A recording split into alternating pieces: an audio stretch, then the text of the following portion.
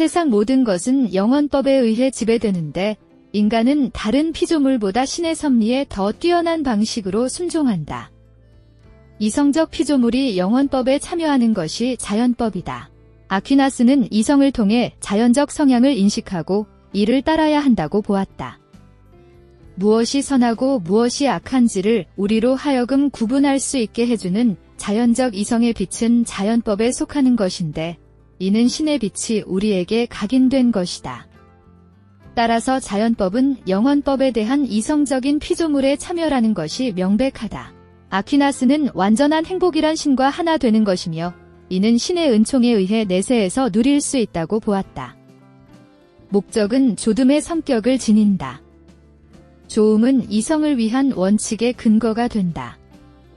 따라서 자연법의 첫째 계율은 조음을 행하고 나쁨을 피하라가 된다. 자연법의 여러 계율들의 질서는 여러 자연적 성향들의 질서와 상응한다. 아퀴나스는 인간은 이성을 통해 자연법을 인식할 수 있다고 보았다. 자연법은 신의 영원한 창조 계획에 기초한다. 자연법의 질서는 자연적 성향의 질서에 따른다. 모든 각각의 실체는 자신의 존재를 보존하려고 노력한다. 인간 역시 자기 보존을 향한 자연적 성향을 가진다. 아퀴나스는 자연법의 제1원리는 선을 행하고 악을 피하라이며 이는 인간의 자연적 본성, 즉 자기 생명을 보존하려는 성향, 종족을 보존하려는 성향, 신에 대해 알고자 하는 성향, 사회적 삶을 살고자 하는 성향 등에 의해 구체화된다고 보았다. 신의 본질을 직관하는 것이 인간의 최종 목적인 궁극적 행복이다. 자연적 욕구가 안식에 도달하기 전까지 그 사람은 최종 목적에 아직 도달한 것이 아니다. 최종 목적을 위해서는 자연적 욕구를 잠재우는 신의 본질을 인식해야 하며 그 외의 지적 인식만으로는 충분하지 않다. 아퀴나스는 아리스토텔레스의 철학을 바탕으로 이성에 기초하여 신의 존재를 증명하고자 하였지만 인간의 최종 목적은 현세의 행복이 아니라 신의 은총에 의한 내세에서 신과 하나가 되는 완전한 행복이라고 보았다. 이성적 피조물은 영원한 이성 안에 참여함으로써 적절한 행동과 목적에 대한 자연적 성향을 지닌다. 이성적 피조물 안에서 영원법의 참여가 바로 자연법이다. 자연법의 제1원리는 선을 행하고 악을 피하라라는 것이다. 이것은 자기 생명을 보존하려는 성향, 종족을 보존하려는 성향, 신에 대해 알고자 하는 성향, 사회적 삶을 영위하려는 성향에 의해 구체화된다.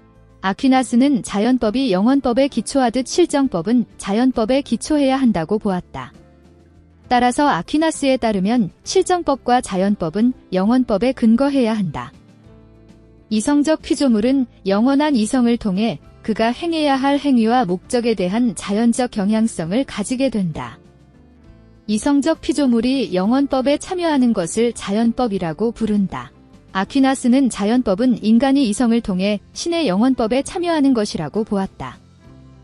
인간은 자신의 자연적 원리에 의해 인간의 범위 안에 있는 행복을 향해 전진한다. 그런데 완전한 행복은 인간적 본성의 범위를 넘어선다. 그러므로 다른 원리가 신에 의해 인간에게 추가되어야 하고 이 원리를 신학적 덕이라 한다. 아퀴나스는 신의 은총이 있어야만 최고의 행복을 누릴 수 있다고 보았다. 신 존재를 증명하는 첫 번째 논증은 다음과 같다. 어떤 것들이 움직인다는 것은 감각적으로 확인된다. 그리고 움직이는 모든 것 각각은 다른 것에 의해 움직인다. 그러나 운동의 원인 소급은 무한할 수 없다. 따라서 운동하지 않는 제1원 동자, 즉 신은 존재해야 한다. 아퀴나스는 신의 존재는 이성을 통해 5가지 방법으로 증명될 수 있다고 보았다.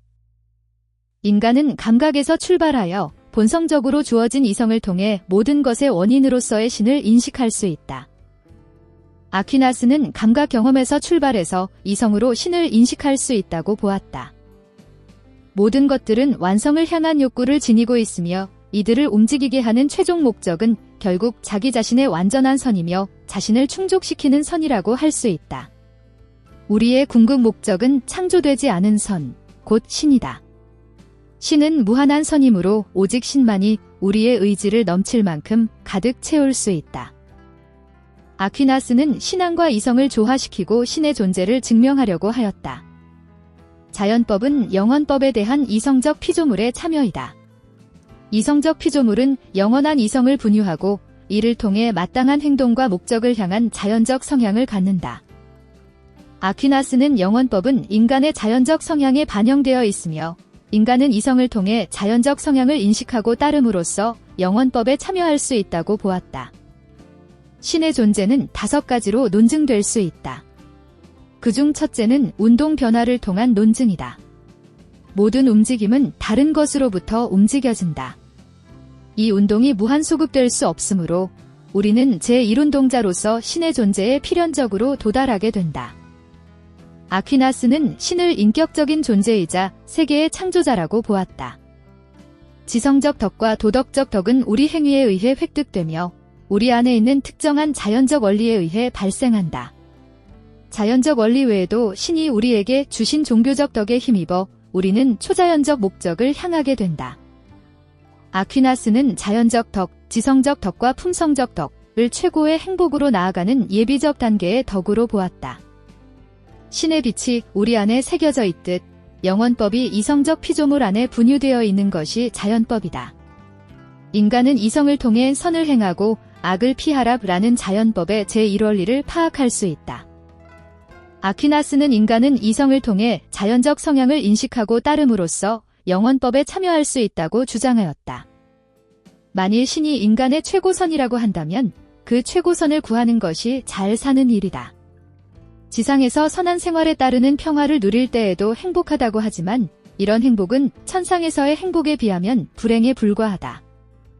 아퀴나스는 신에 대한 이성적 관조 활동만으로는 완전한 행복에 이를 수 없으며 종교적 덕을 바탕으로 신의 은총을 받아야만 내세에서 최고의 행복에 도달할 수 있다고 주장하였다. 모든 사람은 선이라는 개념을 가지고 있다.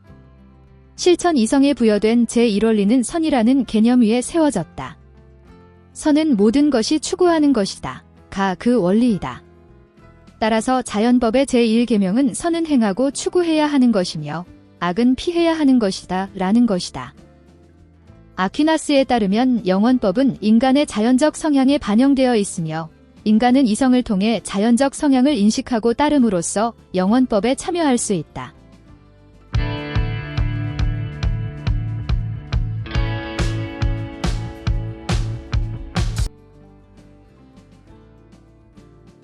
수고하셨습니다. 반복 학습으로 학습 효과를 높이세요.